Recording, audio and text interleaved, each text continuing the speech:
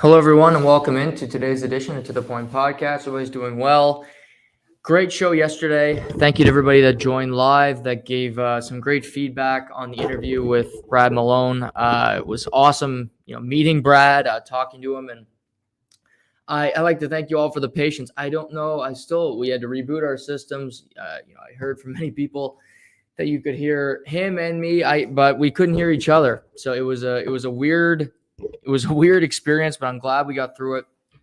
And I thought it was a really good interview. And I thought he was really forthcoming. And, I root the best, all the best for Brad as the Edmonton Oilers play the Detroit Red Wings tonight, and hope to see Brad in the lineup throughout the rest of the season and potentially in a playoff spot for the Oilers down the stretch.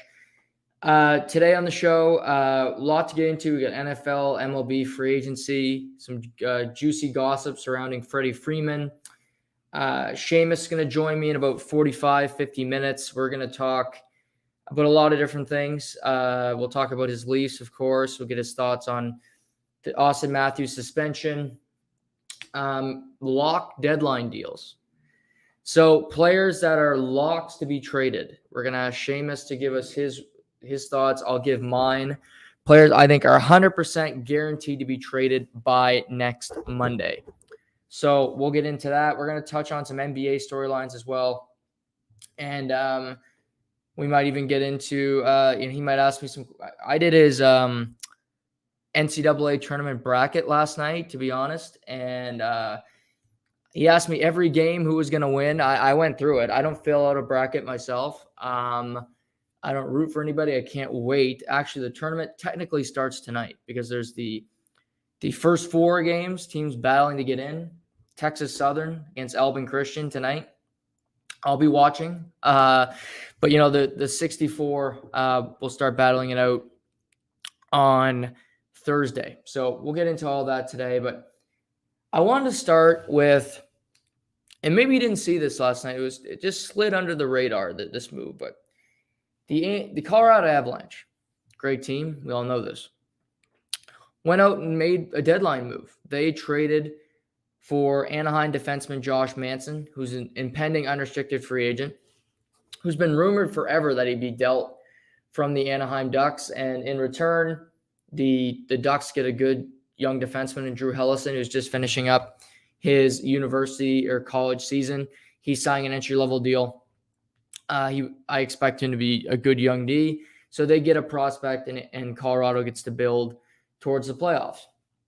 But I've been saying for a couple weeks that sometimes it isn't necessarily the brand name player at the trade deadline and what you acquire. It's the fit of the team. And what does this team look like structurally, fundamentally?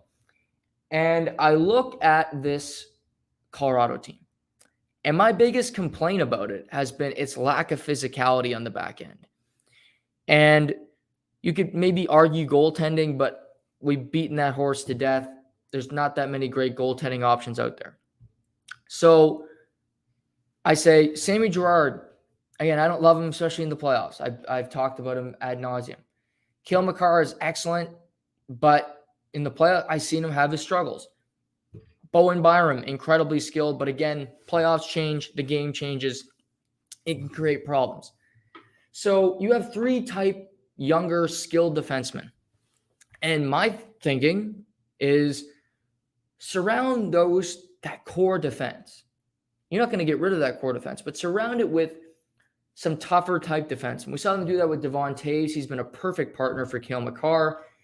And I've looked, I see Eric Johnson, I see Jack Johnson. I just don't love the back end of that defense core. It's just not good enough to win a Stanley Cup, in my opinion.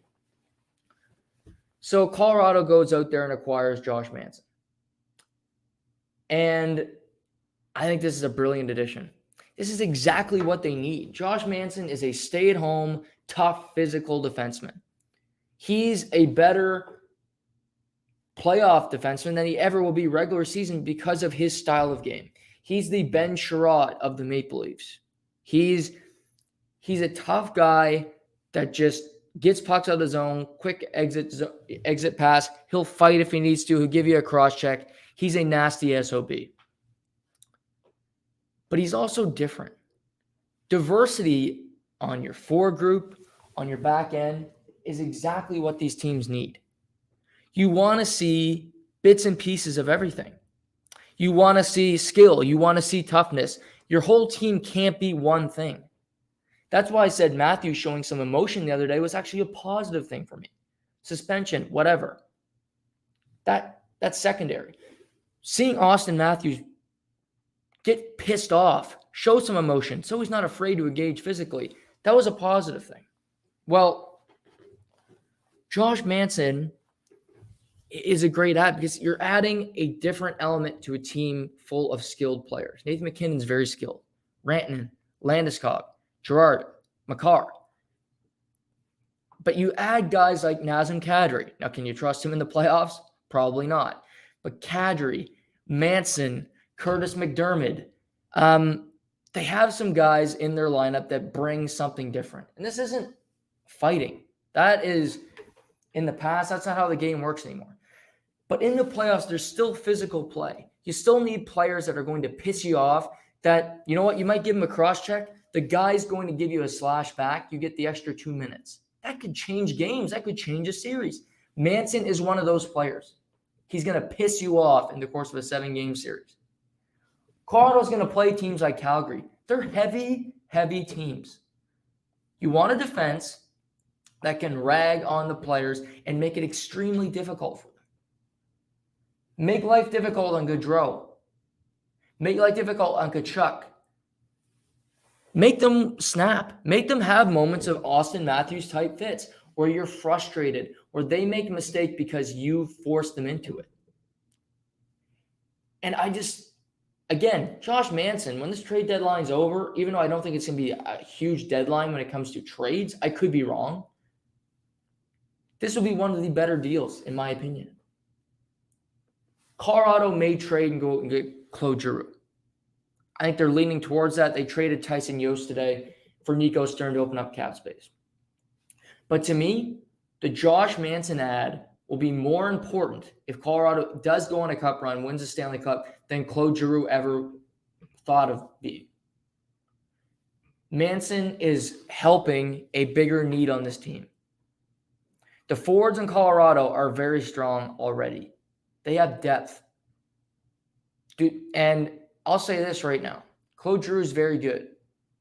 But if I have to part with an Alex Newhook, which if I'm Philly, I make that a priority, I'm not trading Newhook to get Claude Giroux. I've watched a lot of Colorado hockey lately. This kid's really good. I think he could, I don't know if he's going to be a top-line center, but I think he could be an Anthony Cirelli in this league. I think he could be a guy that's a secondary great player, second-line guy. And I don't want to lose a piece that could be a huge part of my future for Claude Giroux. Now, if you can get Giroux without losing Newhook, maybe there's another player that they covet, then do it. And I get Colorado's thinking would be, we're going all in, we got to win a cup. I think Newhook can help you win one this year. I think he can be a contributor in the playoffs. Giroux is going, I think, what's so convoluted and what's so confusing with this deadline is you don't know who's going. Because Giroux might just say, you know what? My family's in Philly. I played my whole career here. I don't want to move. He's entitled to that option. Marc-Andre Fleury might say, you know what? I've moved my family enough. We're in schools here. I don't want to move. And he's entitled. He's got a full no move. So teams can't. You just say, no, we're staying. So Claude Giroux is going to play game 1,000 on Thursday. Those will all be for the Philadelphia Flyers. I'm sure they're happy they get to game 1,000 before they deal him. Again, that doesn't mean a whole lot to me. Maybe it does to them, the ceremony and the stick and all that emotional crap. I'm not good with that in anything here. But he wouldn't be somebody I just covet for no reason. He's a good player. He's not life-changing. And maybe he doesn't need to be. on Colorado. But I look at the team, if he's playing center, which is his natural position, he's a third-line center on Colorado. And you have to trade your future. Nazem Kadri's gone after this season. He's a UFA. He's having a career year. He's going to get paid somewhere. It's not going to be in Colorado. So you trade your potential future second-line center behind McKinnon and Alex Newhook for Giroux, who's a UFA, not going to re-sign because he's going to want too much money. Kadri's leaving, and you lose Newhook. So that means you better damn well win, because if you don't, you're searching for a number 2, number 3. I mean, you're thin at center going into next season. So if I'm Colorado, look for another forward. Of course, if you can get it, do it. And maybe I'm reading too much into this, and Claude Giroux will be acquired for less than an Alex Newhook type return. But I can play podcast GM right now, and you're not getting the captain of my team. You're not getting the guy that's completely been the face of the franchise, Mr. 1,000 games, one of the best Flyers of all time, for a prospect that's not Alex Newhook or better. Point blank. And as the deadline gets closer, Colorado's under that much more pressure to do a deal like that. I don't know if they'll pull the triggers. I think they really like Alex. I think it's really hard not to. But will they? That's the question. Or do they go the secondary route? They just did a deal with Anaheim. Do they look at a Rickard Rakell? Rakell is going to cost a whole lot less. And he's a good player. He's not a great player. Could you get a Jakob Silfverberg from Anaheim? He's another winger. Drew moving to wing, he can make that transition. But if you can get a winger that's already playing it and you get a less...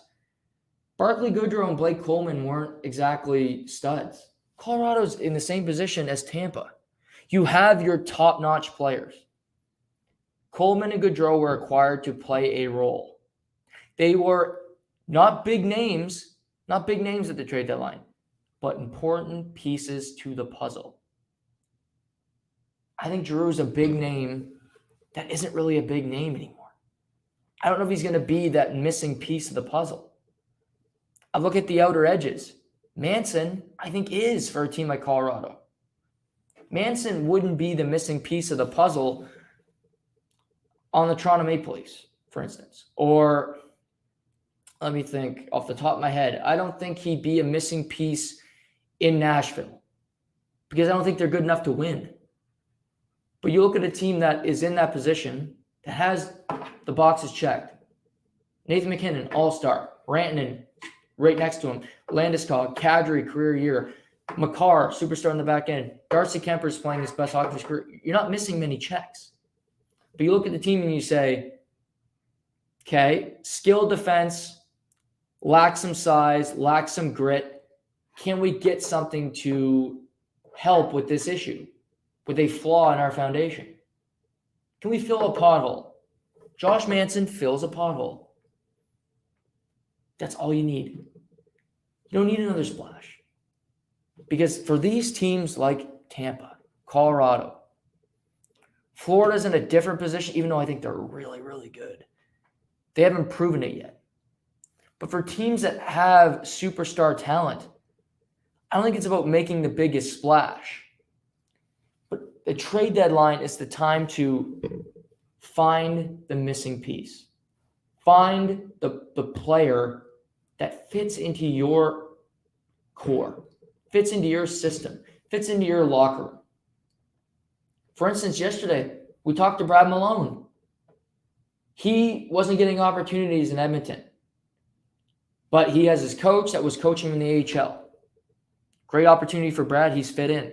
He's got 2 points in 5 games. He's played a role. He's defended his teammates. Maybe that was a missing piece that Dave Tippett didn't see at the time. I think teams, that's how the trade deadline should be approached. And I'll mention this. Jacob Chikrin, who's top name on the TSN trade bait list. and we'll talk, Shamus and me will get more into the trade deadline in a bit, but he's out 2 to 4 weeks following an injury on the weekend. 2 to 4 weeks is not the rest of the season. It's not a torn ACL. It's not you're out till next year. 2 to 4 week injury would not stop me from trading for Jakob Chychrun if I had a good offer on the table. If I felt I could win a cup, if I felt Jakob Chychrun is that missing piece, I pull the trigger. Because he's got 3 years after this one. If I'm Arizona, I don't trade him. I don't understand why they're trading him. They need to get to the floor next year. And I'm sure their ownership, whoever 85 of them are, to make sure they can pay for the arena bill, which they seem to always forget how to do, are like, what are we doing here? Let's trade our best player. And I'm sure they're freaking out too because Arizona's winning games right now. Nick Schmaltz has turned into Wayne Gretzky lately, and they're winning every other night. They got Montreal tonight. Montreal sitting out Sherratt. Lehkonen might not play. So Arizona beats Ottawa last night. Lawson Krause, hat trick. And they keep winning. They beat Toronto last week. They're rising in the standings. They might not get the first pick, and they are terrible. That's another disaster. That's so Arizona if that doesn't happen, if they don't get the pick. Quite frankly, I hope they don't. I don't root for teams. I don't root against teams. But in this case, Arizona doesn't deserve a top pick. Because not spending money, being brutal forever, Arizona, Buffalo, these teams that just don't even try to get better, I hate when they get rewarded for it. I'd rather see it go to Detroit, who were great for 22 years, haven't gotten a first-round pick since, even though they've had the best odds, I think, 2 of the last 4 years. Although they have drafted well in those spots. Look at Lucas Raymond, look at Moritz Seider, who are both playing really good hockey this year for the Red Wings. But if I'm Toronto, 2 to 4 weeks, hey, we're going to make the playoffs. Hopefully we can stay ahead of the Bruins. If we don't, maybe not the worst thing. Get Florida in the first round, potentially Carolina. That would be worse. But we don't get Tampa in the first round. And hopefully you can get Chychrun back. He can play a couple weeks, fit in. Muzzin comes back from injury. He was skating today. I mean, there's other teams that would want Chychrun. I think Colorado's not going to be able to afford him. I think Florida would kick tires on Jakob Chychrun, make that move. You got good, Lucas Carlson and Gustav Forsling can right the ship right now until he's back. You're winning games without him. So would Calgary? I don't know if Calgary has the assets to do it. I think Tree Living is aggressive this year. He knows that this is a huge year for him. He's going to have a great regular season, but they've had great regular seasons in the past, and it led to nothing in the playoffs. He could still lose his job this year if he loses early in the postseason. I think they need a long run for Brad Treliving to feel safe about his job security long term. But like I said, Shay's going to join in about 20, 25 minutes. We're going to talk about a lot of these trade deadline rumors, get into a bunch of different things. But I'm going to pivot now. There's lots of NFL rumors, but I'm going to pivot to baseball. And, good organizations, the best ones that you can say, well, we won last year. We might lose players free agency. And, we lost this guy. We can't win. That's always the thought. And it's kind of a cop-out after you win a championship. And most fan bases will give credence to that. You're like, hey, we just won a title. Hey, we'll take that. But I look at the Atlanta Braves, who just won, it's been a while now, but it was in November, end of October. They win the pennant. They win the World Series. And, we go through this lockout and forget about players, but sitting there is free agent first baseman Freddie Freeman. And Freddie, his last 2 years, pretty impressive. 2 years ago, won the MVP. They lose in the NLCS to the Dodgers, but he was MVP of the National League. Pretty good. Next season, he follows it up with winning NLCS MVP and winning the World Series with said Braves. So Freddie Freeman is an Atlanta legend. He's an all-time great. He's a dual citizen, Canada and United States. So he's the pride of Canada as well. But Atlanta says, we see an aging first baseman who's still really good right now. But in baseball, because of some of the rules and what some players are getting out of it, how long you're under contract, these great ones don't hit free agency until they're late in their later years. And he's kind of sitting there going, well, hey, I want my money. I just won a World Series, won an MVP the year before. I'm not tailing off. I'm not washed. I can still play at a high level, which I think is true, by the way. But Atlanta is also looking at it saying, okay, Freddie might give us 2 really good years. But if we sign him for 5 or 6, which I think he's going to get 5-year deal at least, maybe we'll get that news today. I hope we do. That's content. But I think he's getting 5-year deal at least, maybe 6 if a team's desperate enough. So if that happens, if that's the option, well, if we get him for 1 really good season, is that worth it? No, because you got 4 years sitting there like a cinder block. Look at the Miguel Cabrera contract. Look what happened to Albert Pujols. Both really good first. Well, Pujols and Cabrera were both third basemen originally, but they were playing first when they went to those teams. And how would those contracts look? Not good. So they're saying, we still want to be competitive. We still got Ronald Acuna Jr. III. We still got Ozzie Albies. We still got some really good pitching. But we might lose the pillar of our team. But how can we improve that? And I really admire Alex Anthopoulos. I think he's one of the best GMs in all of sports. This is beyond baseball. I think just sports in general, Alex Anthopoulos is the creme de la creme. I think he's brilliant. And you look at him, okay, we're going to lose Freddie Freeman. That's a hole at first. But what do? They go to the Oakland Athletics and they trade for Matt Olson, who is younger, who has similar statistics to Freddie Freeman over the last couple of years. Bats over 300, batted 305 last season with 24 homers, 71 RBIs. Really good slasher, really good baseball player. And then a day later today, you re-sign him to an 8-year deal worth $168 million, $21 million a season. So you realize you're going to lose out on Freddie Freeman because you're not going to be able to keep up with the bids that some of these teams are offering him. But you don't just sit there with your hands in your pocket and say, oh, well, too bad, we can't compete. You go out to a team that's rebuilding, retooling, shedding money like the Oakland Athletics, Tampa Bay Rays, these type teams love to do, and you acquire talent. And you put yourself in a position where, yes, you lost one of your best players. I think Acuna didn't play last year, I realize that. But you get a player that's very comparable to Freddie Freeman. A player that is better defensively than Freddie Freeman. And I just credit Anthopoulos. He made deals at the deadline last year that helped Atlanta win a World. Jorge Soler, they don't make that trade, they don't win a World Series. Eddie Rosario, they don't acquire him, they don't win a World Series. Just simple moves that were necessary to make for them to be in a position to win, and they did it.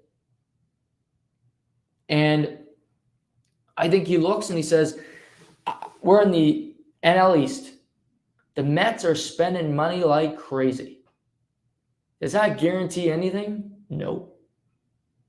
Because the Mets have done that last few years. They didn't make the playoffs last year. They had the 4th largest payroll in baseball. They are going to exceed the $290 million competitive tax, meaning they're going to be paying luxury tax money this year. Just because you spend a lot of money doesn't mean you're going to win a championship. Los Angeles Dodgers have won 1 championship since the 1990s. They've had the highest payroll in baseball for 17 of those, whatever it is, 30-plus seasons. They've won 1 title. it doesn't guarantee that you're going to win. Yankees spend through their ass. 1 title since 2009. 1. That doesn't guarantee that you're going to win. So I like this move because it's smart. It's addition by addition. It's not addition by subtraction because Freddie Freeman is still going to be a very good player. Whoever gets Freddie Freeman, whether it's the Dodgers, whether it's the Blue Jays, whether it's, I guess, the Red Sox are now in the mix, whichever one of these teams gets Freddie Freeman is going to be in a good position. Yankees, whoever. Because they got a really good first baseman for this year and hopefully longer. That's what you're signing him for. You're hoping he could be great for 3 years.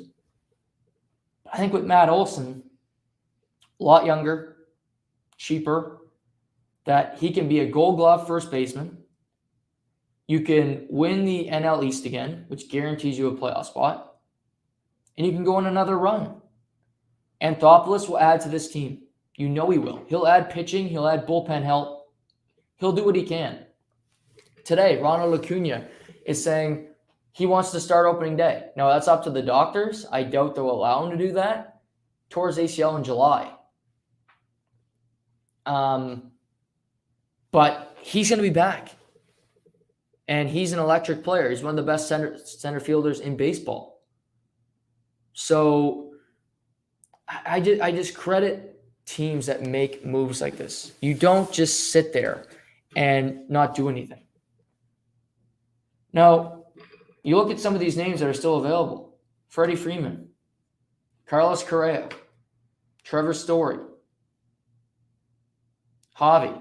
I mean, to me, I would love to get Freeman. Correa would be a great add. Now it depends where he goes. I mean, I could see the Mets scooping him up. I mean, they don't mind. They're spending money like crazy. And they already have Lindor. But Lindor, second base, Correa at short. It's pretty good infield. And what intrigues me about Correa is he's got playoff experience. He's been in those big moments. He's been clutch in some of these games. Trevor Story, I worry about him being a bust. I look at Trevor Story, who's played in Colorado, and they're vastly different players when it comes to how they field. But how did Tulowitzki fare after he left Colorado? And if any Jays fans listening to this, really think about it. How was he in Toronto? He wasn't that good. He had a good run in 2015 when they got him, when David Price was there. After that season, he was an anchor. He wasn't helping the team win. He had bad playoff performances. He was just an average shortstop. I think Trevor Story's got great power. Maybe that would translate because he is more of a power hitter than a Tulowitzki. But I don't think he's a great fielder. And getting away from Colorado might hurt him as a player. So I like Correa. I mean, Correa and Freeman would be – I like Correa 1, Freeman 2. I think Freeman will be – I think either by the end of the show tonight, by the latest tomorrow, I think Freddie Freeman's going to be signed.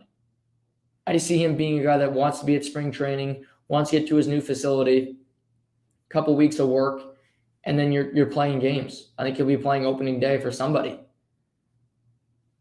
And I wouldn't rule out the Blue Jays.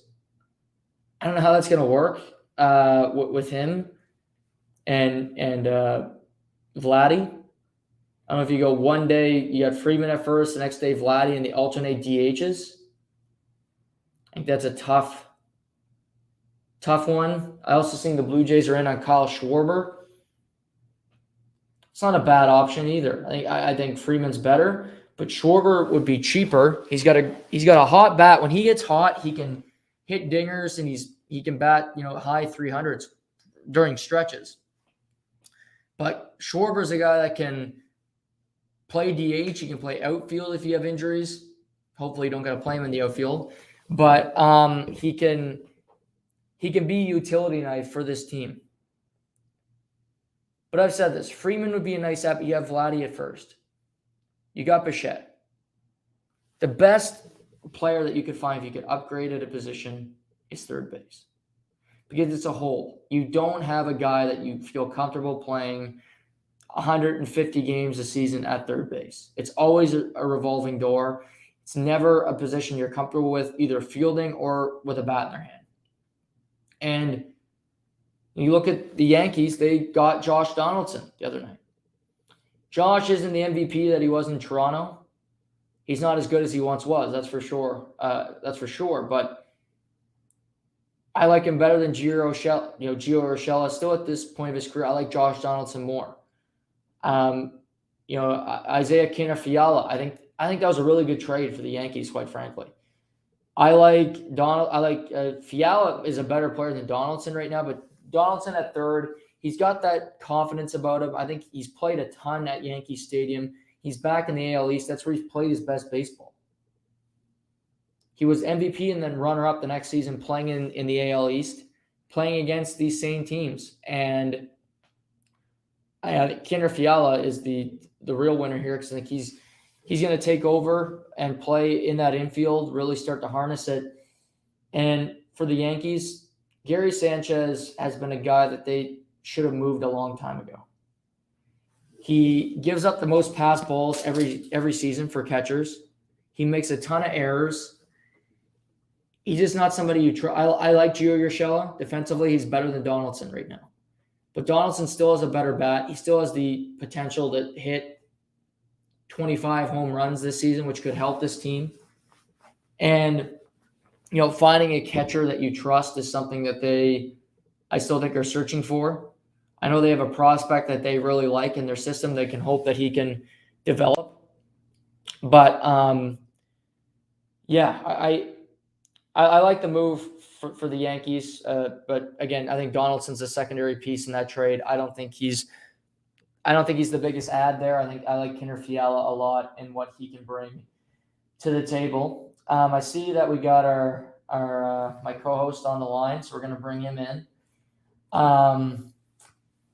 Wow, it's a strong looking hat there. Thank you, sir. I like to see it. Yeah, no, I thought I'd start the pot off strong. I'm making out. Yeah, how are things going so far this week? Good. Yeah, good. No complaints besides a rough Sunday loss, but I'm sure we'll get into that shortly. Interested to see what you're saying about the Donaldson departure. What was going on with that? Yes, Minnesota's been interesting the last couple of days because they've added players and then subtracted, and I like it for the Yankees because I just think Gary Sanchez is he's warmed out his welcome in New York. He has the most pass balls he's just really bad defensively. And he bats like 210 too. So it's not exactly like he's a guy you want playing every day. But, Donaldson isn't what he was in Toronto. But I was saying, he's playing in the AL East. That's where he's had his most success. I think he likes playing in big parks. And you get to play half your games every year at Yankee Stadium. That's pretty cool. If just to see if him and Garrett Cole can get along after he made those comments a couple years ago about Garrett Cole that's right. being a cheater. So that's an interesting angle too. Yeah, depends on how big Garrett Cole's ego is, I guess. If he can let it slide, I mean, that'd be interesting. I didn't even know about this trade. If we're being honest, I kind of went right under me. I've been focused on other things. So Sanchez to Minnesota and Donaldson to New York. That's interesting. Yeah, I hope. Donaldson, for Donaldson's sake, I hope he seems to be having an okay back half of his career. I hope this doesn't kind of sewer it in any way possible. Yeah, I think he'll like playing I know he loves playing the Blue Jays or just being around, playing in Canada, and you play a lot of series up there. So I think he'll enjoy that. And it's honestly something I think the Blue Jays, I doubt they explored, because I know this GM and Ross Atkins and Mark Shapiro really departed from the old school of Russell Martin, and they had to tear down that team, which was smart. I remember fans at the time were really angry, and I was thinking, okay, this team's not going to win anything. I remember even talking to our good friend Cole McDonald about that, and I think he was on my case after the fact, but I think at the beginning I had to convince him that this was a good thing. Probably made fun of you because they stunk, but they were supposed to stink to get those players. Right, exactly. Yes, exactly. So to get Vladdy, Bichette, you gotta trade off these guys, and they weren't going to win. So I get that when you have your favorite players, I think another example of a team that I think did this really well, Shay, is your Celtics. Right. They saw KG, they saw not so much Ray Allen, but Paul Pierce started to not care as much about staying in shape. And, they were getting older. And they said they weren't going to win. If Brooklyn wants to give us, half of Irving land to go do it, we'll take it, and it ultimately turned into Tatum and all, the team that they have now. Yeah. Some great, and even after that, they weren't half bad. If you remember, Isaiah Thomas was there. He was putting up 30 a night. He was getting them to the playoffs, which they weren't going anywhere, but they were still a playoff team. So, yeah, sometimes it is just about stripping everything down from your old, from the old and just starting new. Talk about Leafs. You think about getting rid of Kessel, Dion, letting Tyler Bozak go, Kadri walks, and you kind of just start fresh with this whole new team. Have you heard about the Freddie Freeman rumors to either the Blue Jays and or the Dodgers? I thought about this. Dodgers, I can't see. Blue Jays, it doesn't make much sense to me because then where you put, you can make Vladdy a DH, but it doesn't. He's not going to like that. No, he doesn't. It doesn't seem right. I think he wants to play a bag. He wants to be a part of the team other than just being a major bat. So Dodgers, it would be fine. I wouldn't mind moving Max Muncy over, but it would be it'd be interesting to say the least. And if there's any team that has money to spend, it's them. Yeah, we know they'll spend it. They'll go over. I read this stat today, and it's pretty crazy. So they've won one title since the 90s, which was a couple years ago, but they've had the top payroll in 17 of those seasons. Oh, that's tough when you only won once. Yeah. Oh, yeah. That just looks bad on your management because it's like you have all the tools to get anyone you want, and you still can't get the right guys in the system. So. Yeah, one for old 17 is not good percentage. Over the last 30 years, it was only one season. It wasn't the Yankees or Dodgers. It was the Red Sox, and they missed the playoffs that year. Oh, yeah, that was a cool little website today. I went on MLB stats and info. That's the stat for the day on the local hour. Yeah, exactly. Freddie Freeman would be. I even heard the Red Sox are kicking tires, so I don't. That would make the most sense. The Dodgers would make because they love spending money and bringing in talent. But I think a Correa, depending on where he goes, is way more intriguing for me because I think he's a really good player, number one. He's got that playoff experience like Freeman, but he's clutch in big situations, and I think he could be the piece that ultimately gets a team to title contention or even win it all. Yeah, age is a big difference too. I think Correa's got to be at least 5-6 years younger than Freeman, right? Unless Freeman's only 30, but I thought he was a little bit older. No, Freeman is 33, I believe. Yeah, so he's not like super old yet, but like if you sign him to a max deal, you're not seeing the end of it. Where Correa, you're probably going to get some good quality years in the next few years, I would say. Right. Yeah, it's more of the Springer to the Blue Jays type. You got to hope. Yeah. But yeah, baseball starts up in 3 weeks. Hard to believe. I'm excited. Yeah. As someone who commissions an MLB fantasy team, I'm pretty excited to get that going again. We had a lot of fun last year. So anyone who listening wants to get on that too, just let me know. I like you can take people's cash. Any chance I get. Who was the first pick in the fantasy draft last year, if you can remember? It was definitely a pitcher. I got Garrett Cole, but I didn't have the first pick. Was Casey in the draft? Wardo was, yeah. He didn't have a great team. He didn't have a great team. Shocking. Yeah. No, I can't remember. Someone did have a good player though, and it was a really good pitcher, but it wasn't your Casey's boy. Was it DeGrom? I think it was probably. Yeah, makes sense. That didn't go well. He was injured. Yeah, yeah. Well, that's the thing. Anything can happen, right? Like baseball, guys drop like flies all the time. Yeah, no, absolutely. But yeah, I'm looking for. There's still a lot. Like I said, Freeman, Correa, Trevor Story, Baez. I mean, there's trades every day, so lots happening. Your Maple Leafs. You mentioned Sunday. They lose to Buffalo for the second time in 2 weeks, which is a tough one on the chin. What did you think of the suspension? Were you okay? Not enough? Just fair? Like, do you want a full analysis, or do you just want the Coles notes? No, give us your full thoughts. Okay. For one, right off the bat, I think it's fair. I'm not disappointed at it at all. I mean, I saw a great tweet the other day. I said if Marchand did the same thing, he would have got a 13-game suspension. So, yeah. I mean, I don't know. I thought that was funny, but yeah, I mean, for like going right to the beginning, a lot of people watch the hit and think, but then also before that, Matthews laid a huge hit on Darlene. They barked back and forth coming up against the ice. And then Darlene was just doing his job. He's not in the wrong whatsoever. And, a lot of people like to blame him because they're Matthews lovers and they're Leafs, fanatics. And they're saying, how could he do that? Well, Darlene was just moving him out of the crease, which is what he was supposed to do. That second, I guess, shot he gives him is what put Matthews over the edge. And for Matthews, does Matthews overreact very often, Juggy? Never. Yeah, never. I don't think I've seen him react in all 5 seasons I've watched him, maybe 6 now. I can't even remember how long he's been in the league. And he's never, for the most part, he just smiles and that's it. And, he's back in the play. I think frustration is starting to boil over in the fact that he is carrying the team, him and the line that he's on is carrying the team every single night. And he's not getting nothing for it. He's, other lines are not picking it up, Tavares and Nylander, and defense has just been atrocious for basically since Jan 1. So, yeah, I mean, other than that, it's a dangerous play. I mean, if Darlene was looking at him, he could have got him right here, right? You know what I mean? Right in the jugular region. And I mean, that can't be good. I'm not a doctor by any means, but that seems dangerous.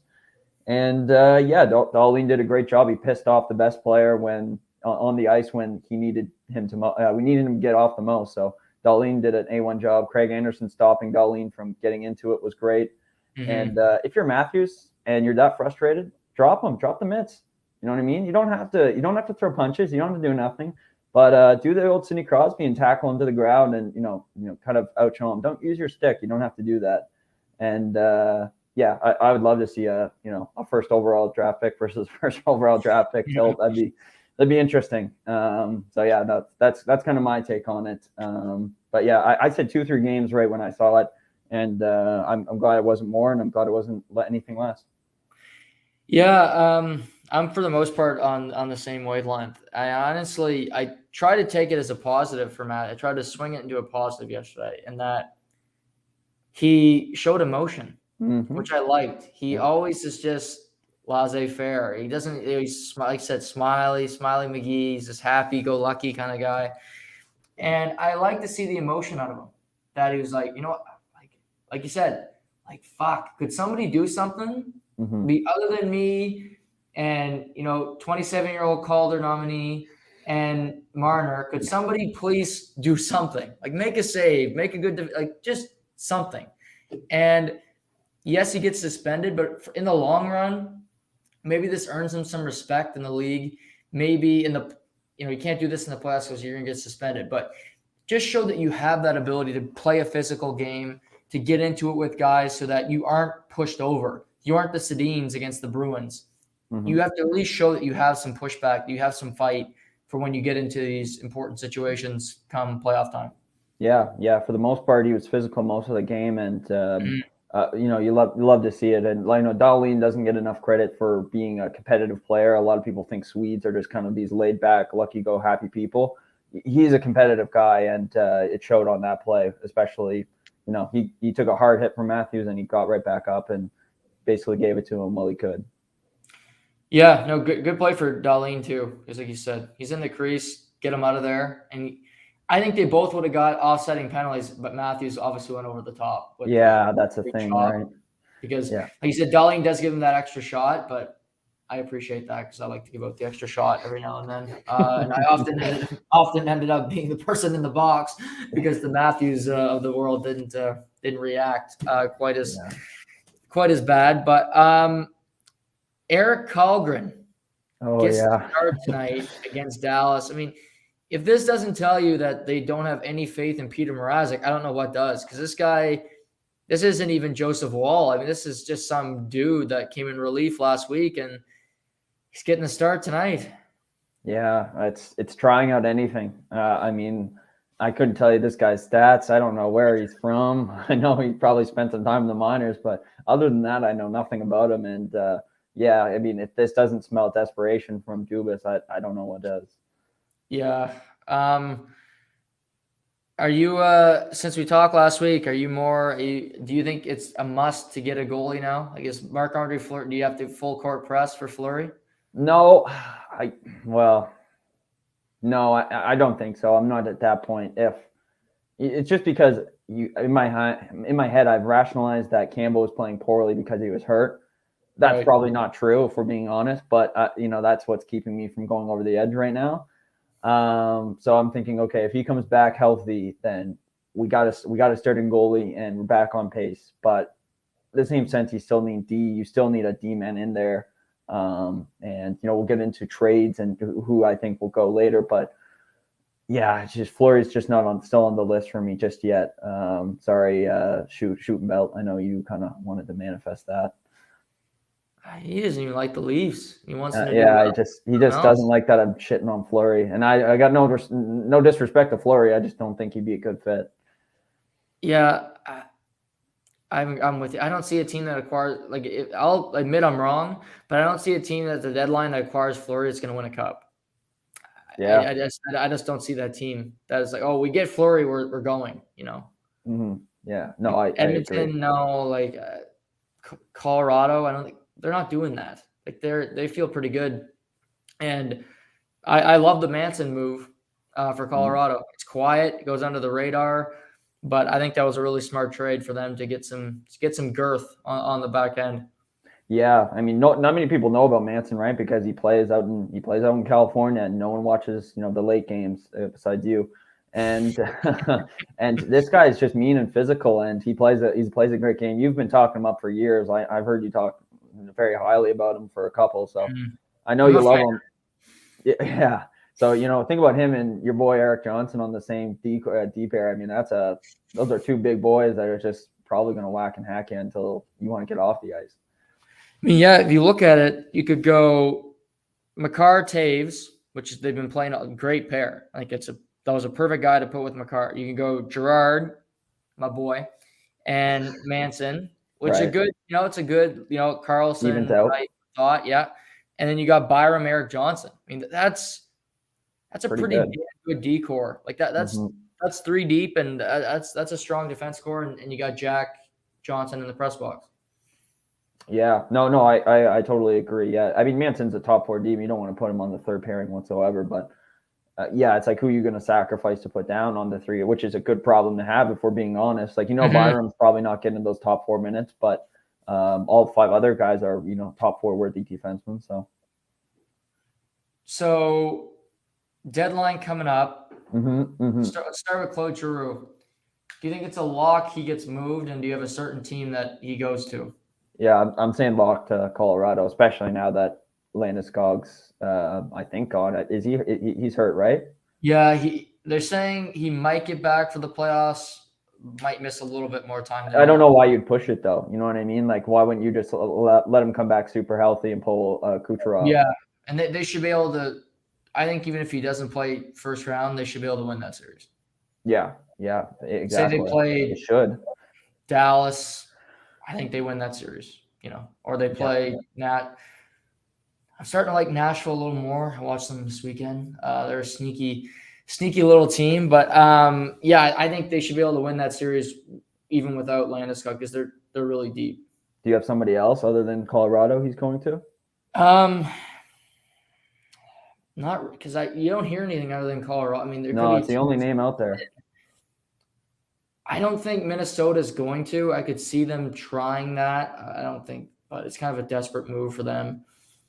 St. Louis doesn't fit. I think it's a team out west. I don't think Philly's going to trade him in the Eastern Conference. Right. Yeah. No. I don't think. Even though whoever gives you the best deal, it could be the Rangers. Who gives a crap? I mean, the Rangers need a top 6 guy, right? They need someone like Giroux, but maybe they have their eyes somewhere else, which I'll probably get to in a second. If you were Colorado and you were going to acquire Giroux, but you had to get rid of Alex Newhook, would you make the trade? No, I don't think I would. I said the same thing at the start of the show. I wouldn't. Yeah, I think there's other options you could pursue there. There's more. I don't know how to say this. There's more expendable guys on that team. Mm-hmm. Newhook's a guy even if you don't win this year, he's only going to get better, and he's going to be on his entry-level contract for still a couple more years. So it's going to be more beneficial to have him around than not. Yeah, because Kadri's going to be gone because he's a UFA. He's not coming back. He's getting a pay raise. So Giroux's a UFA if you acquire him, so you're going to lose him. So I'd rather have a second-line center that I know. Like I think that's a good ceiling. Like that's a good player. That's important to have on your team. Like you said, making low money, he can be your Cirelli in Tampa, making entry level in that first cup and just quietly really important player. Yeah, it doesn't have to be the main emphasis guy every night, but just does small things, which I think he will do. While we're on the Colorado talk, what do we think of the freeing up cap room, Tyson Jost to Nico Sturm's exchange? I find it so interesting because they're both playoff teams, but I mean it works for both of them. Obviously, they get a top 9 forward, and Colorado frees up cap room. Yeah. Tyson Jost kind of gets a fresh start because he was kind of stuck in Colorado, never was given a big opportunity. Like you said, Minnesota, he'll likely play, but he might even play bottom. He might be the 4th line down in Minnesota, obviously. They got a good team too. So, but yeah, I think for Colorado, I think for Minnesota, you see a guy say, okay, we'll give him a shot. Like it doesn't hurt us to acquire this player. Nico Sturm is what he is. He's a good guy to have if you have an injury or something in the playoffs, he can fill in and play. But yeah, I think this is definitely for a bigger play, and it might be Giroux, it might be somebody else because New York. You mentioned New York. Do you have a lock that's going to the Rangers? I have 2 guys that I think might go. One's not a lock, one I think is, and I think Rickard Rakell is probably a lock to head to the Big Apple. I just think they need that top 9 forward. They need depth desperately right now, especially as we reach, I guess, the end of the season. I think he would fit in nicely there, especially like on a, as a 3rd line guy, which, probably is not mainly his role, but he could provide offense in that role. And so I think when he comes in at 3.8, it's not bad at all either. Yeah, I think he's definitely going to get moved. New York would make a lot of sense. They got a couple, obviously Zibanejad's a Swede there too, so that would fit.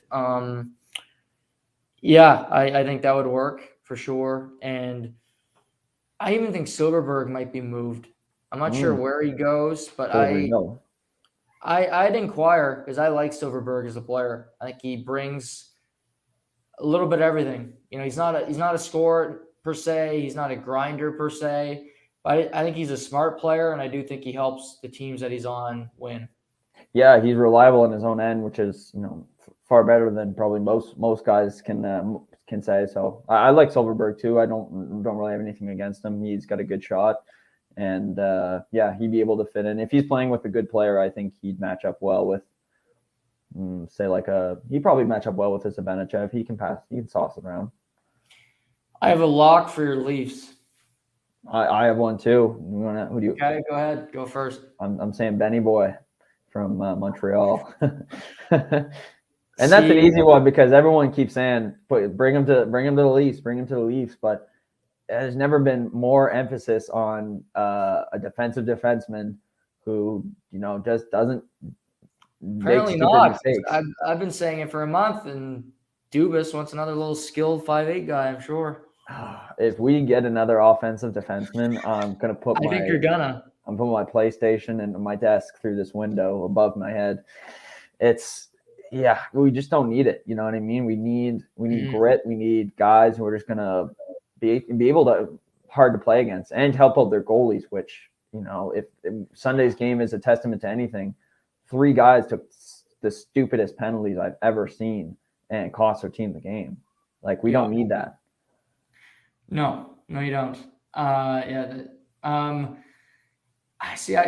Gerard would be high on my list if I was the GM. That would make all the sense in the world, but I'm sure the analytics people would disagree with me, and expected goals and expected whatever else. I got Hampus Lindholm going to your league. He's my lock. I mean, he's good. He's responsible in his own end. So, but why do you think he makes such a great fit?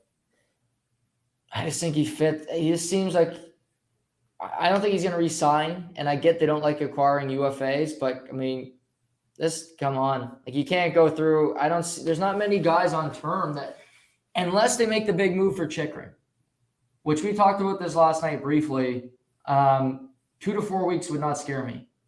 What's 2 to 4 weeks? I mean, your Leafs are going to make the playoffs. God forbid, hopefully they can stay in front of the Bruins, which they're 2 points up, even games right now. I think they should, even with their goaltending situation the way it is. Chychrun, I think it's interesting to see what it's going to cost to get him.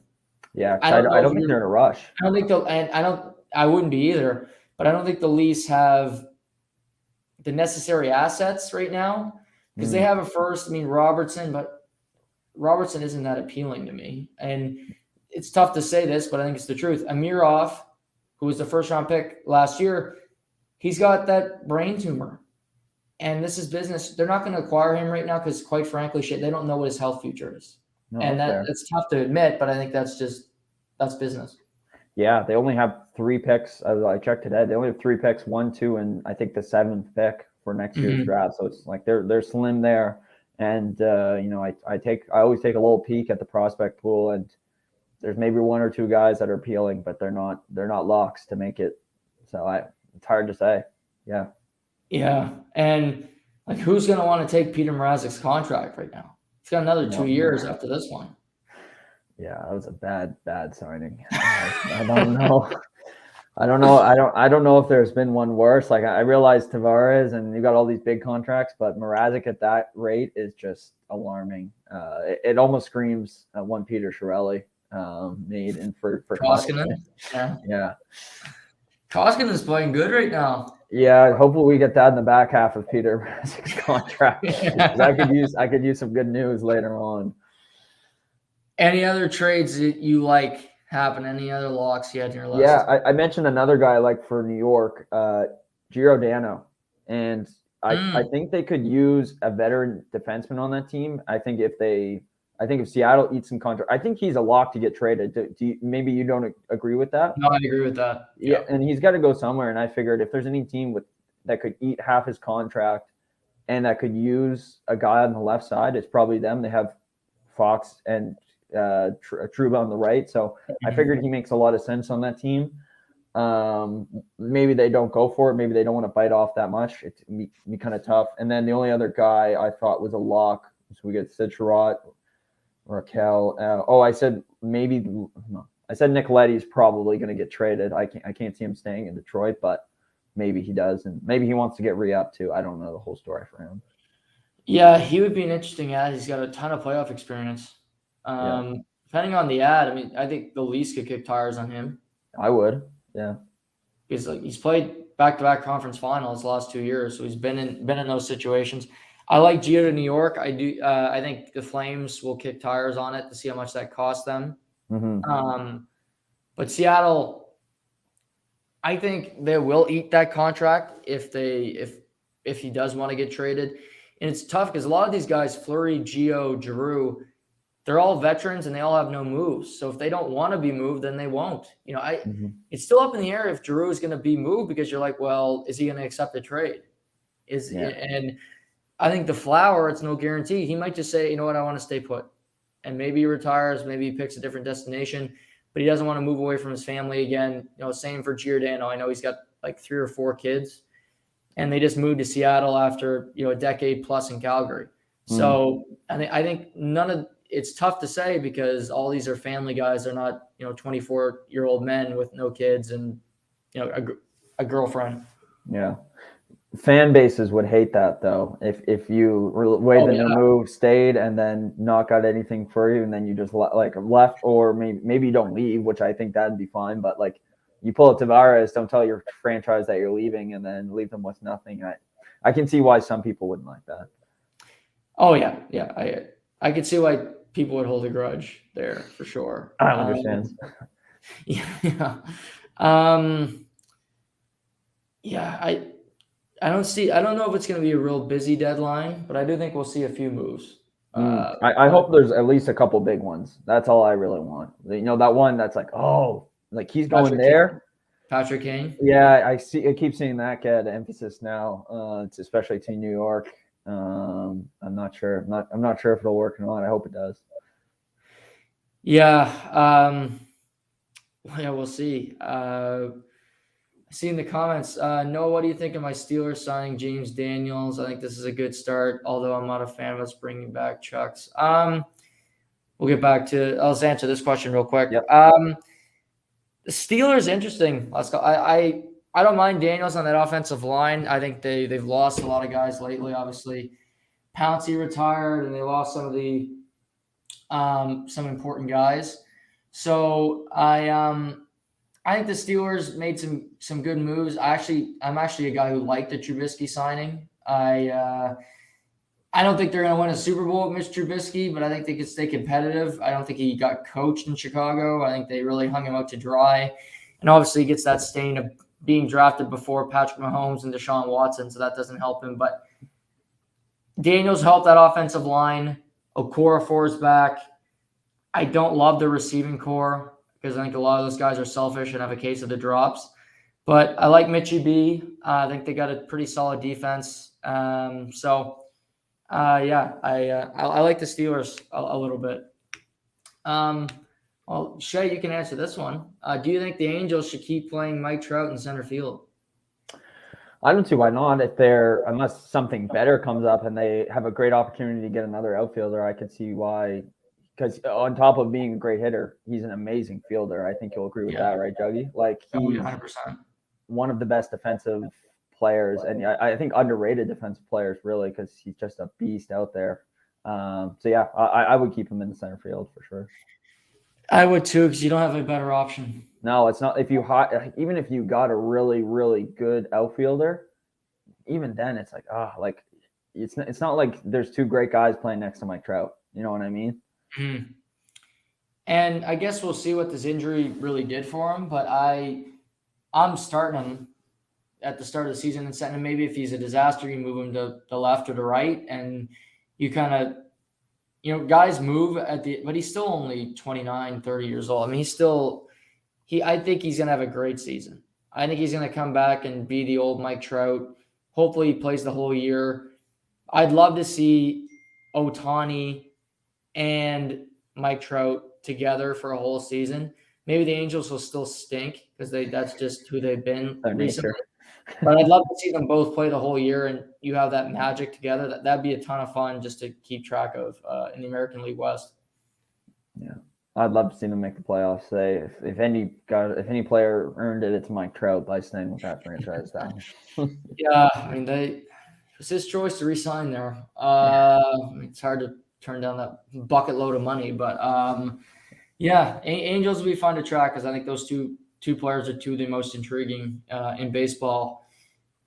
Last week we were talking about the Golden Knights, and they're on a tailspin. They lose to Columbus, Pittsburgh, but your Sabres beat them. I mean, and they played the most games in hockey, 61. Mm-hmm. They got 20 games left after tonight, and the Oilers have passed them in the standings. They're in big trouble, and that will be panic in Vegas if they miss the playoffs. Yeah, huge. We already talked about it by making that huge trade, going out and giving away all those assets and thinking, we're not only we're a lock for the playoffs, but we're also contender. Now you don't even know if you're making the playoffs. Like, come on, that is just despicable almost. And I mean, emphasis goes on Mr. Eichel, who, I watch highlights. I don't watch a ton of Vegas games, I will admit, because they play late most nights. On the power play, it doesn't seem like he's, I don't know, as effective. He's not moving around as much. I don't know. Before he used to just be all over the place. You know what I mean? And he used to be a threat. Now it seems like he waits for the puck to come to him, which is just not. It's just not him. I mean, 5 points in his last 8 games. He's just not been Jack Eichel. No, I think he's kind of had a case of. I see this with Nylander too. When they're not playing well, it's because they're not going after the puck. They stand around, and it's almost as if they don't have that energy or they don't have that wherewithal. He's playing on the outside. He's taking his shots from the outside. He's not getting to the paint. He's not working hard. Just brass tacks. And, I mean, he's the biggest part of their team. They don't got Stone. Their goaltending is in flux. Leonard's hurt. So right now they're in the second wild card spot, but they played 4 more games. Dallas has 4 games in hand on Vegas, and they have a 1-point lead on them. Vancouver trails them by 3 points for that second. I mean, Vancouver is still alive in this. They continue to hang in there, but I mean, Dallas, like we're talking about, they play your Leafs tonight, but they got games in hand, and I think they're going to stay pat. I don't think Klingberg is going to move. Hudobin was announced he's out for the season, hip surgery, so I don't think they're going to move Holtby. I think Dallas looks at it and says, we can't trade these guys because we're going to make the playoffs unless things go completely awry here. Because Vegas has to hope for Dallas to fall apart or Nashville to really struggle down the stretch here just to even think about getting into the playoffs. Yeah, and looking at it right now, neither one of those teams looks like they want to give up. I mean, they're both in similar situations where you have Klingberg, who you could get a lot for, but you're not going to move. You have Phil Forsberg, who you could get a ton for as well. You're not going to move him. And instead, you're going to pursue a playoff spot because you just never know in the Western Conference. What's crazy, Dougie, is the 2 pieces that they gave up that aren't for draft picks. Alex Tuck and Peyton Krebs have played really well for Buffalo. And Poole scored last Thursday. Yeah, and that's just humorous that they played that well, and Jack Eichel's just not been there. Like to me, that just cracks me up. Let me ask you this: if the NHL had a Comeback Player of the Year award, who would get your vote? Alex Tuck. Yeah, I would vote Matt Duchene. Who? Matt Duchene. Oh, Matt Duchene. Okay, yeah, I could see that too. 30 goals. I'm proud of him. No, absolutely. I only see Alex Tuck because he battled injuries and he's on a point per game pace right now. But yeah, Duchene is right up there too. I felt so bad for him when that trade because I knew Buffalo would want him because I'd want him too because I think the guy's a stud. But he's playing so well. You're in Vegas. I'm sure he's having a great old time, living his best life. And then of all cities, you get dealt to Buffalo, and you just know it's a pit of despair. And he could help that team turn it around, but I mean, he was in such a great spot, and now he's in Buffalo. Yeah. At least he's got a good attitude. Like he could have went there he's the ultimate team guy. Yeah, he could have floated around and said, you know what, I'm on a crap team. I'm going to play like crap, but instead I'm going to play my ass off and give these younger guys a little piece of what successful hockey actually tastes like, which is how they played in the last 15 games. Yeah, and credit to Don Granato, the coach, for getting that team to play hard. Even Arizona, and I think Arizona, it's almost like begrudging you're playing well because now you're going to give Montreal the first pick or exactly. But Buffalo actually has players that are good. Like Jeff Skinner's having a bounce back season. He should. He makes $9 million. I'm not giving him a pat in the back for that. But Tage Thompson, he's got 25 goals. Really good season. I think Dahlin's actually played pretty well. Kudos to Craig Anderson. He's 40. He doesn't give up. He continues to play hard. He could be a guy that gets moved at the deadline because there's no goalies available, Shay. I'm not saying he's going to start, but I think a team, maybe a Colorado says, you know what, we'll take Craig Anderson just as insurance. And you get him for a 3rd-round pick. If you're the Leafs, do you want Craig Anderson? He's better than what you have right now. And he's probably not going to cost a lot, let's be honest. No, because Buffalo knows he's probably going to retire. So anything is, it's not like you're getting. I would take him. And he's experienced. He's been on a really good playoff run with Ottawa. So he's got 300 dubs under his belt. He's got the least number. Yeah, he does. Keep him out of the crease for another team just in case. Yeah, it could be a strategy. Yeah. What are your no, just anything? What does Eichel have to do? Does it just change his game as a whole? Does he have to be put on less minutes, different line? I just think, honestly, man, I just think it's care more. It's Yeah. just go in those areas. He looks a little timid. It might be because of the surgery. It might because he's not 100% there yet. But just go in that corner, fight for that loose puck type of thing. I think it's that simple for him. And he's such a good player. And I don't think he's lived up to his talent yet. Like, I remember it was an impossible situation for him because you're going behind McDavid. You're always going to be like, oh, Jack Eichel. Well, he's a really good, I think he's a 100-point guy. I think he could be a top 10 player in the league. But I just don't see the wherewithal for him to go get a puck. And tonight's game's going to be fun because you got Vegas in Winnipeg, and both these teams need a win desperately. And Vegas has got Winnipeg tonight, not an easy game. Winnipeg needs this, must win. They got Florida on Thursday. Good luck with that. And then you got the Kings on a matinee on Saturday. Kings just keep finding ways to win. Marty Ferk called up, gets a tying goal with 40 seconds left. They win it in your favorite event, the Gimmick. I mean, so it doesn't get any easier down the stretch for Vegas. They need to turn it around. It needs to start tonight. Absolutely. Could you see them make a move on the back end if it meant helping out defensively? Because their goalies just need help. I'm sure they'd love to, but that's going to be some tough to pull off. Yeah, I was thinking like a dad, like get rid of Dadonov for like a Colin Miller. You know what I mean? Like just something. Yeah. Get him off the books because you need money off the books at this point. Yeah, I would definitely look at it because their defense needs some help, and their goaltending, obviously, that could be a Craig Anderson location, Shay. Yeah, for sure. Because he could start tonight. He's better than Brossoit. He's better than Logan Thompson. So he could actually be a guy that would make some spot starts down the stretch here. Yeah, absolutely. I agree. So, yeah, they're just interesting. They're a team I'm going to follow throughout the rest of the year because they disappointed me. But do you want to go off with your questions, or do you want to talk some NBA first? No, we can talk some NBA first. Okay, because I know you said yesterday you had some rapid fire. You wanted to get off some hot takes with the NFL. If we don't get to those, no biggie. So, but no, we're gonna get to it. Okay, I want to hear the takes. So, I don't know about you, but I was Sunday afternoon. I was like, oh, okay, well, I'm watching the players and then bouncing around, watching a lot of. I mean, I don't know if a person watched more college basketball than me over the last about 6 days, and over the next couple of weeks, I'll probably watch a hell of a lot more. But in between that, I was watching Knicks Nets, which is as riveting as it sounds. But thankfully, Kevin Durant was playing. But what was more interesting, other than the game, was you see at Barclays that Kyrie Irving is sitting there in street clothes, and we know he's unvaccinated. We know he can't play because he's not vaccinated. It's a rule. I'm fine with that. But how does it make any sense that he can go to the game, sit courtside, but he can't play? Like, how does this make any sense?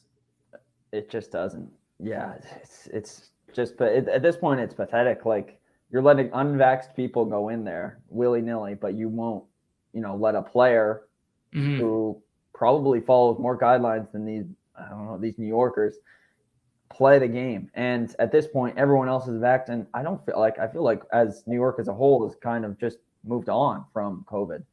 And it seems to be a grudge between the mayor of New York and this Brooklyn Nets team. I don't know. Maybe I'm looking too deep into it, but that's how I feel now. Yeah, because there's people that are still really worried about COVID, and all power to them. And I'm not here to criticize beliefs or masks. I'm not doing that because I'm not getting down that hornet's nest. But how would you? I mean, if you were worried, you go to a Knicks game. Okay, you might not wear a mask, but you're surrounded with all vaccinated people. Hypothetically, right? Because that's the criteria to get in. But then there's Kyrie sitting there unvaxxed. So it defeats the purpose of getting it or being safe because he's sitting there with no mask, unvaccinated. And I just think if he can't play because he's unvaccinated, don't let him in. It's really this just looks stupid. It makes you look really incompetent, and I don't know. Like it's, I don't understand it. Yeah, Kevin Durant felt the same way when he called out the mayor by first name. Yeah, and does it do anything? Does him speaking up about it? Do you think that's the little push, or do you think it just kind of adds fuel to this fire?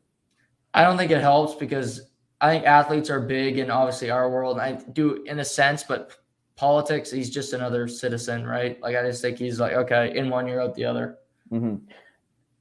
Adam Silver said he was going to address this quite a while ago and try and fix it basically, because the rule just makes no sense at this point, and it's just looking like I don't want to say attacking, but they're singling out Kyrie Irving for some reason. I don't know that reason, but Silver said a couple weeks back, I'm gonna address it. And now that he hasn't, do you think there's more pressure on him now that KD and the players are speaking up against that?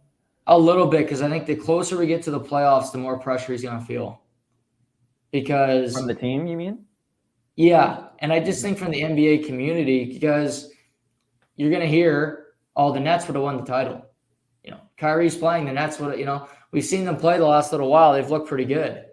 Nets would be champions. They'd beat, if they played Miami 1-8, they'd beat them. The whole season, they beat the 1 seed. So it's going to be, if they lose, it's going to be, this wasn't the Nets got screwed. And ultimately, it might help them because I don't think they win a title even if Kyrie was playing, but it might give them a little bit of an out clause, like, hey, we got screwed this season.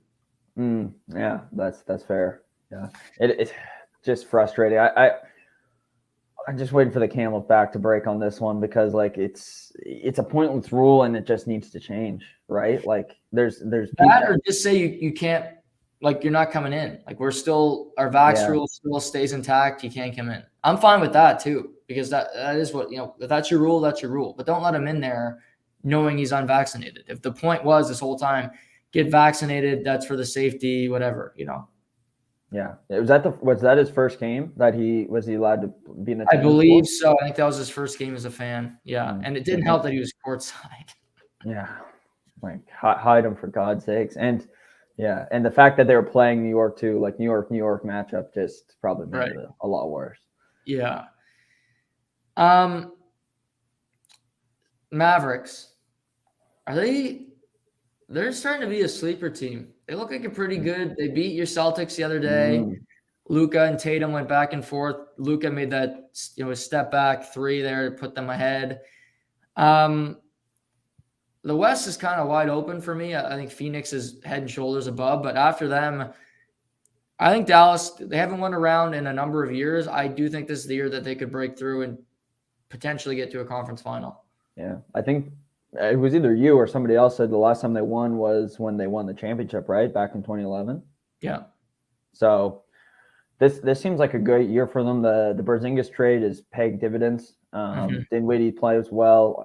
That Finney Smith played really, really well on Sunday. I agree. He's a player. Even if he comes off the bench, he's an important piece to their team. He just plays hard, you know? Absolutely. And he's not bad defensively. He doesn't give up. Like, he doesn't give you much if you're being guarded by him. So yeah, no, Dallas is just real. Like, you saw what they did to Tatum. He had no time to make a play. Like, they guard. That's one thing I noticed. Celtics and the Mavericks, both. I mean, it was 95-92. That's a low score in an NBA game. Oh yeah. In today's game, they both play really good defensively, and I thought that was something that bodes well for both teams as we move forward. Yeah, I smell an upset from somebody if they get matched up with maybe a Utah or I think they can beat Golden State. If Golden State stays steady and they slide a little bit, I could see them upsetting Golden State, no problem. Yeah, Golden State. Saturday, Clay looked like he returned to old form Saturday. Were. The hope was there. I was watching some of that game, and he was just money. I mean, I think Steph had 5 points midway through the fourth quarter, but Clay was on fire. Jordan Poole is another guy. I mean, it's not fair that they can get Jordan Poole after all the shooting that they've had over their years. But if he can get back to form, they get Draymond returned. I mean, they might be running into form just at the right time right now. Yeah, no, absolutely. And that's the sliver of hope that they needed was they needed one of their big guys to come back and play really well. And if Clay does that, then, they could be right back on track. I still think they're missing some pieces, but who knows? I mean, the West is like you said, I think Phoenix is head and shoulders the best. But after that, it's really close. Like, I watched Denver last night. If they had Jamal Murray, I'd like them a lot because Jokic is a stud. And I like their team, but I still think they're missing something. Utah, I can never trust because they fade. And the Mavericks haven't been there. And the Lakers right off. They lost. What did you already speak about this about LeBron's toss to Scotty Barnes last night when he chucked it at his head? Yeah. Was that unintentional, or do you think he was frustrated and threw the ball? Because he's 21. It was 21-3. I think he was frustrated and probably meant to throw the ball. I don't think he meant to try to get him in the head. Okay, yeah. I didn't think so either. That was the Matthews moment of NBA version. yeah, ball chucked to the head. Yeah, pretty much. Yeah, I don't know. It was just interesting. Nice to see him get pissed off, I guess. Yeah, he's surrounded by incompetent people. Oh, I feel bad for him. But how about Cat last night? 60 points, 32 in the fourth quarter. Yeah, and he didn't know. That's one thing about sometimes when you're just warm, like you can't even tell at a pace you're scoring. It's kind of like Clay that time. I think it was in the playoffs where he had like 36 points in a quarter, and he hardly dribbled the ball. He just shot it every time he got it. Truly incredible, and I think he's right there at the top 5 center. And finally, it's nice to see the T-Wolves. They weren't a team you mentioned, but they are going to make the playoffs, hopefully. Yeah, they're in the 7th spot right now, and that franchise needs it. Like they're a good team, and I hope they can. Like, I like to see the Memphises. We've seen them get better. Yeah. Like some of these small markets, be it competitive. Like Dallas is a big market. It's not hard to draw people there. LA, but you see like a Memphis, you see a Minnesota. Get these players, some the guys that they draft stick around. That's what you want to see because you want to see a competitive NBA. Exactly, yeah. And I finally feel like we're seeing that a little bit with some of these teams. Was it nice to see Ray Allen and KG come back together on Sunday? Oh, just beautiful. Yeah, no, it had me tossing and turning in my sheets because I didn't know if they were going to be friends or not. No, I mean, for people who don't know, I guess like why that's even a thing. I think Boston would have won another championship if it wasn't for LeBron going to Miami. Call me crazy. After the Lakers won those couple in the 2010s, Boston still had a really strong team. And every year they ran into Miami, and Miami just a little bit better, a little bit stronger. And what did Ray Allen do? I'm not staying around. I'm going to go win another championship. And that's what he did. He went to Miami. Particularly in 2013, because Ray Allen hit that shot. Yeah. Yeah, it wasn't on them, but I mean, he was a big part of that team, right? Yeah. So, yeah, and then, I mean, he's played on the same team as LeBron, so he's allowed to dap LeBron up once in a while. And it's just a bad look. But hey, they're friends now. They're friends again. So the beef is squashed, and we can continue on with better days. I think it's just frustration because they're probably the best one championship team ever. Because of all the talent they had, it's like, well, we should have won more than one, but they, they got close against the Lakers, but they didn't get it in 2010. Yeah.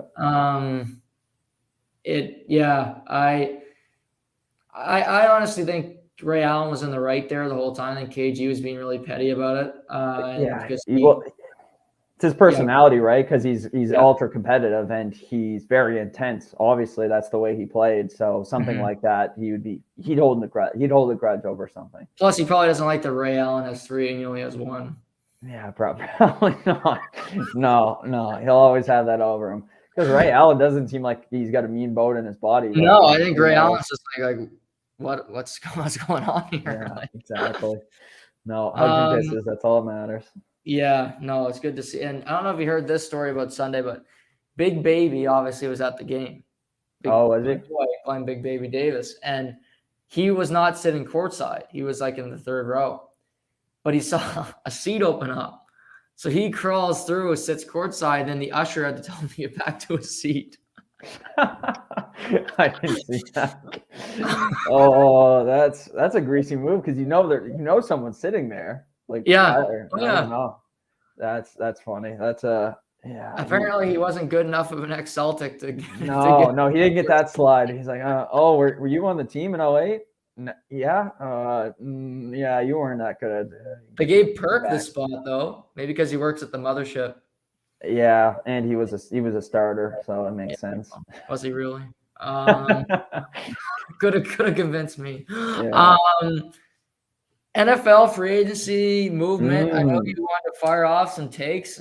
You had some heat. Yeah, just a couple names. I head down and just wondering your thoughts. I see these names fly by. I'm like, I wonder what my good friend Dougie will say about these moves. First, okay. Miami picks up Teddy Bridgewater. What's the thought process on that? So, I think it's Teddy saying some good weather down there in Miami. Get some good money. And with Tua being the quarterback, it's likely I'm going to play a couple games because the guy gets hurt every season. Mm-hmm. So it's probably not in the top of mind, but I do think it's in the back of his mind that he's played some years.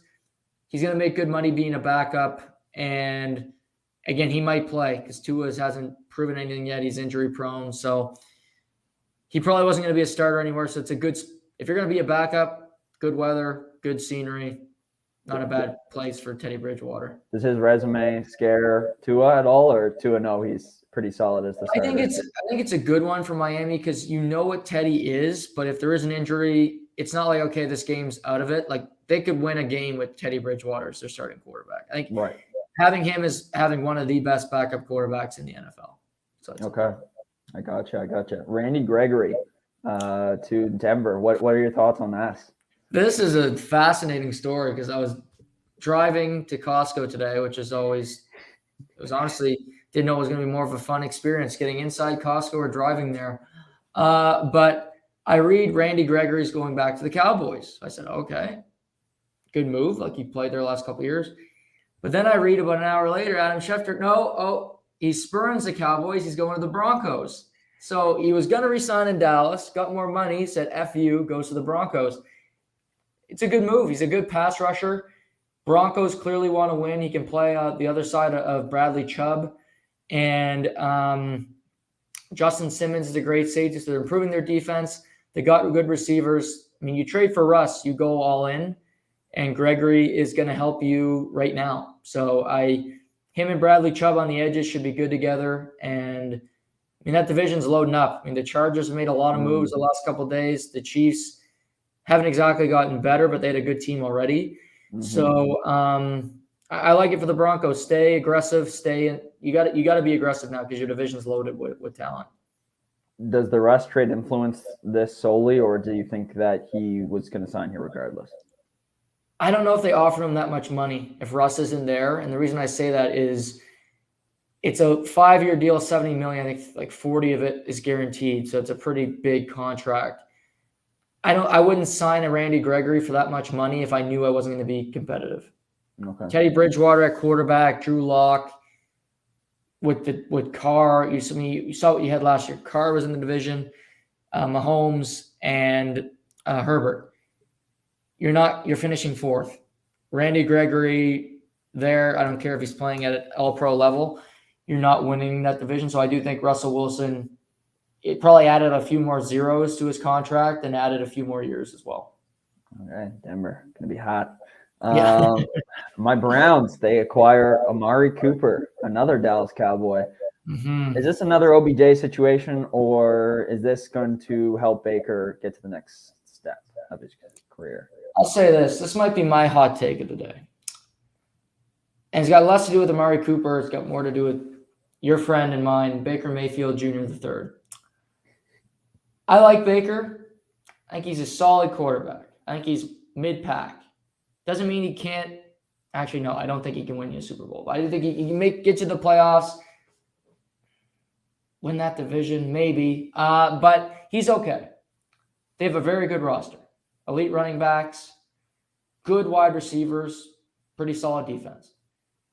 If I'm the Cleveland Browns, I do whatever I have to do.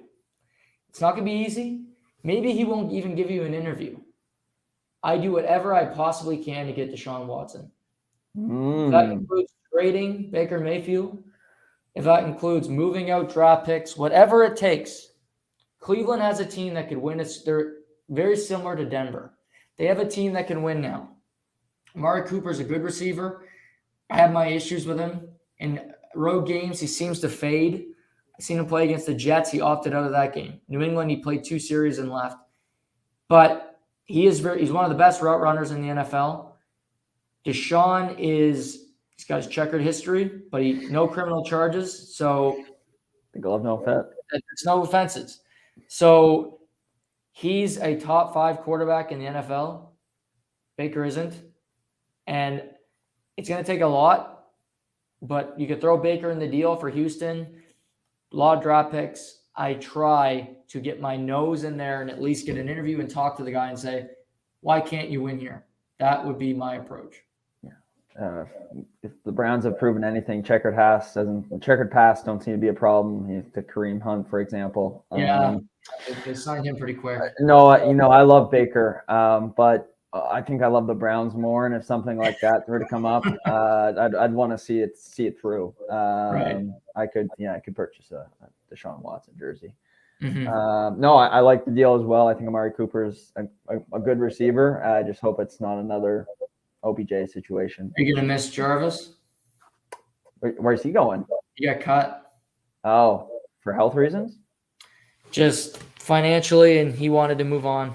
Oh, no, all the best to him. He was a great player, and he was fun to watch. He's one of the best route runners in the league, too, so I'm happy for him. I think he was sick of Baker. I would be, too. I'm not going to lie. That guy seems like a pain to be around. Good for him, though. Whatever team gets him gets a really, really, really quality receiver. Devonte Adams said, even with the tag, he's not returning in 2022 unless he gets paid. Yeah. What is a guy like Devonte Adams worth to a no-born? So right now, the top-end receivers are making $21 million, and Amari Cooper makes 20, just for reference. Devonte Adams if he isn't the best receiver, he is right there in the NFL. I think he's a game changer. Green Bay knows, okay, we got Aaron back for 150 sheets. Great. But we're not winning without Devonte because that seems to be the only guy he trusts to throw the ball to. So I think he's going to reset the wide receiver market. 24 to 25 million a year, more than likely. Calling it now. A lot of money. But he's still playing at such a good level. He never gets hurt. He's always playing. He's going to get 15 to 20 touchdowns a year, top 3 in yardage, and he catches anything thrown to him. So for Green Bay, there's no point in re-signing Aaron Rodgers if you don't get Devonte Adams signed. If I'm him, I'm not playing under the franchise tag either, because what if you blow out your knee and then you have a short career, get the money that you can get. So maybe he'll hold out. Maybe it gets really onerous there. But I think they'll find common ground either way. Maybe Aaron can restructure his contract. I doubt it. But maybe he'd do that for his friend so that he gets a little more money and that the team's better off this season. Package deal. They are. And I do think the Packers should look into trading Jordan Love. To who? I think, a lot of teams, I'm sure, would, and we don't know if he's any good. Obviously, we haven't saw him play one game. It didn't exactly go well. But he is a guy that's still under his rookie contract. You could play him, see if he's good. And Green Bay, get a draft pick to help your team. I mean, that's what Aaron Rodgers always complains about is, I don't have enough help. So if you could move him, if a team wants to take a look at him, maybe Houston would. I mean, they're going to trade Deshaun, so maybe they get a quarterback back in that deal. Deshaun, apparently Atlanta is now in the mix for Deshaun Watson. Potentially Matt Ryan can go to Houston in that trade. But I could see teams that would, maybe just want to take a look at him. Maybe Indy. They're kind of devoid of quarterback right now. I think they're waiting for next year's draft. They got rid of Carson Wentz. So maybe they play Jordan Love this year. If he stinks, they get a high pick. They draft his replacement next year. But I could see Indy being a fit for Jordan Love. Yeah, I feel like he needs somewhere, because Aaron Rodgers obviously is not going anywhere. Is he still playing at that? He's playing the next 2 years, and that's his rookie contract. It's the next 2 years. So you got to get something for him. You can't just wait him out, I don't think, because he's not progressing. What are you gonna wait? This one's more of a statement, I guess. Big congratulations to one of our favorite backup quarterbacks, who we're going to see on the sidelines slapping ass and drinking Kool-Aid, Chase Daniels. Chase Daniel, over a decade-long career, 8 career starts, 10 career touchdown passes, $41 million. He might be the best financial. Like, I don't want to hear about a financial advisor. I want Chase Daniel. Like, this guy, the only one better might be Kirk D. Cousins, who is a 500 quarterback in his career, exactly 500. He's won 1 playoff game, never won a division title, has made $231 million in his career. Yep. Jesus. That's all I got to say to that. But yeah, Chase Daniel, I mean, sit behind Herbert, like you said, slap ass, hold that clipboard. That's a good gig. LA, $2.5 million. I'll take it. Yeah, a couple pats on the back when Herbert's, get a frustrated, upset. I'll take it. You get on the knee and you go massage it, so you make sure you don't have to go in. No, that's all I got on my NFL takes. I had to know. I've seen all these moves happen. I don't know what's what sometimes. So that's why I come to you for advice. Just like my March Madness bracket, who you helped me last night with. So keep you posted every week on how that goes. Mm-hmm. Yeah, no, we did that last night. That was fun to go through. But do you make your own, or do you don't? No, your bracket's my bracket. So okay. I wonder because I was like, well, maybe he'll differ from what we picked last night after looking at the teams again. Probably, but I'm not gonna, because I trust in myself so much. Hawkeye Nation, I'm with you. UCLA, my guys out there. Great university out there. My Volunteers, big on them. They're going to go far. Gonzaga, Kentucky, some great schools. What I love about the tournament is there's always a couple players that just start to get recognized. Jalen Suggs from last year, he's kind of popped out as the guy. There's a few more, obviously, and it's what I'm excited for this year. I always love seeing these young guys perform. Absolutely, yeah. Guy to look out for Kentucky, Oshabe. He's a center. He's a monster. He's going to be a problem. Johnny Jusang on UCLA, I really like. Iowa, Booker, he's really good too. He's a white guard, which is rare to see a good white guard, but he can do it. So those are just a few, but I love the tournament, and I know you get into it as it gets. I mean, it's hard not to, even a sports fan, if you don't watch basketball. I think you'd agree with this, Shay. Like, college basketball is better than the NBA as a whole, because I just think you see more mistakes. You see them play defense. Like, these schools, these coaches make them play defense. Like, they play legit defense. It's tough, and it's other than all the timeouts, I love every second of it. Yeah, it's just more systematic, and I mean, you just see that defensively, like you said, but also the playmaking, how they set things up, and the emotion. I think it gets lost in everything, because some guys are seniors; they're never gonna step foot on a court again. And I just always thought that was really cool. There's some big seniors too. For, I think you said, I'm gonna go UCLA. Okay, UCLA, yes, yeah. Yeah, they got 4 returning players from last year's teams that went to the Final Four. Villanova's got 4 guys that were on their team last year. That's really hard to make up for that. So No, looking forward to watching the tournament and everything like that. And obviously, we might hear some baseball news in the next maybe few hours, next couple of days as well. So we'll dive into that next week. But before we wrap, anything you watched over the last week that you want people to know? I know we have to have that segment every week, kind of show any Yeah. Two things, I guess, that I can think of off the top of my head. One, I finished season 1 of Succession, which was phenomenal. The last episode is great. It takes a very, very wild turn. And then I also watched this Oscar nominee. It's got like every category under it. The Power of the Dog on Netflix with Benedict Cumberbatch. Yes. Highly recommend go watching that. That was very, very entertaining. Your boy Jesse Plemons is in it too. So yeah, I've seen that. I do want to watch that one too. And there's also it also sparked some controversy because Sam Elliott's saying some homophobic remarks over the movie. So and he's Sam Elliott. It wasn't just Sam Elliott playing himself. No. Oh no. I mean, it is. Yeah, that like he's not in the movie. Oh. Yeah, like he actually was being homophobic to the.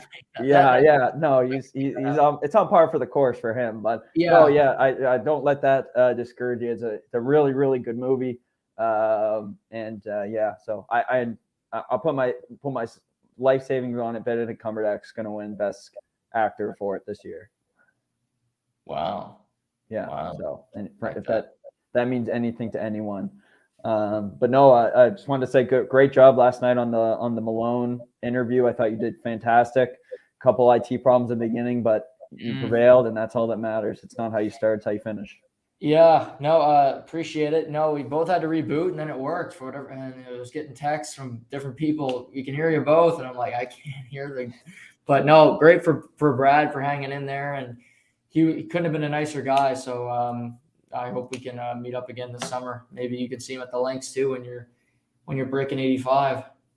Yeah, right in front of Wardo. Probably chip in for victories. But yeah, no. Seems like a great guy, and best of luck to him in the rest of the season. No, well, Shay, always appreciate it.